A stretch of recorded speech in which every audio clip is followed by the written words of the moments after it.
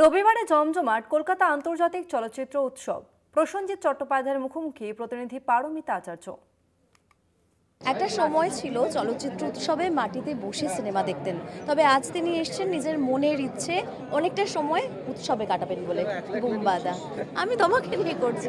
বোম্বাদা, একটা সময় ছিল উৎসবে মাটিতে বসে সিনেমা দেখতে তুমি, এবং এখন এসছো আজও ইচ্ছে অনেকটা সময় কাটাবে বলে। বোম্বাদা, কতটা বদল দেখতে পেলে সে সময় আর এখন?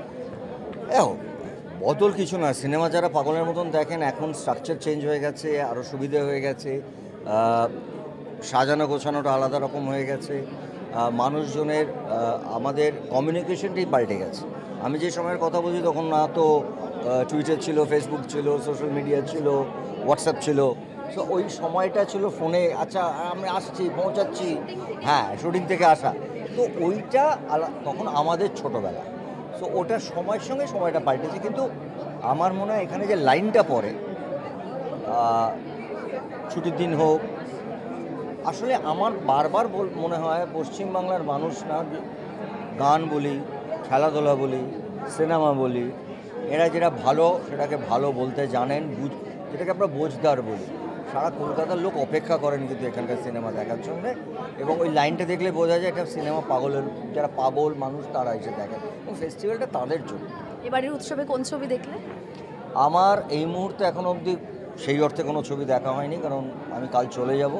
সেকেন্ড ছবিটা আছে সেটা দেখার চেষ্টা করব, কিন্তু আমি আজকে প্রিয়াতে দেখেছি, সেটা ফেস্টিভ্যালের বাইরে। ওটা ফেস্টিভ্যালে ওই ছবিটা দেখা অবশ্যই দেখানো হবে। নতুন প্রিন্ট হয়েছে, এবং ভারতবর্ষে বোধহয় 10টা না 12টা ছবি নতুন এইভাবে তৈরি করা হয়েছে, রিস্টোর করা হয়েছে। অবশ্যই মানিকবাবুর সেকেন্ড ছবিটাও আছে, কিন্তু এই ছবিটা আমরা পর্দায় দেখেছি। তো আমি দেখতে গেছিলাম অরণ্যের দিন রাত্রে, এবং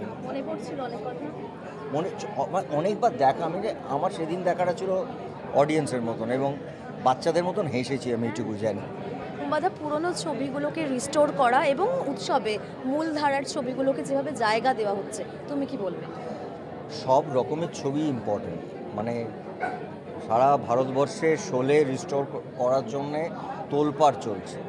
ঠিক আমাদের এখানে যেভাবে সত্যজিৎ বাবুর হোক, ঋত্বিক জেঠুর হোক, মৃণাল বাবুর, উত্তম জেঠুর, মানে এদের, কিন্তু এটা না রাতারাতি, এটার পেছনে এতটাই শ্রম এবং পারিশ্রমিক যেটা হয় সেটা ধূপ করে কেউ করে উঠতে পারবে না। এটা একটা অন্য প্রসেস, এবং প্রচুর সময় লাগে ফ্রেম টু ফ্রেম ধরে করতে।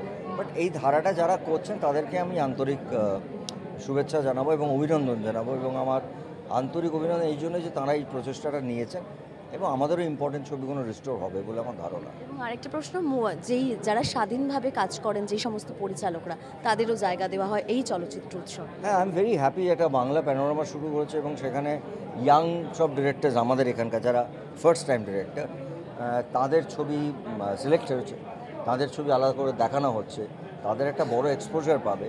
এটা তো খুব স্বাভাবিক, এই জিনিসগুলোই হওয়ার দরকার, এবং thanks to the festival committee যারা এই নতুন নতুন আইডিয়াগুলো এনে আস্তে আস্তে তারা প্রয়োগ করছেন, এবং সেটা হওয়া খুব দরকার।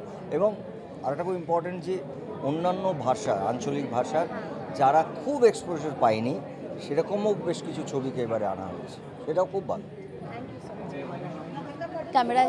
ক্যামেরায় মনোজেশ মুখোপাধ্যায়ের সঙ্গে পারমিতা, কলকাতা টিভি।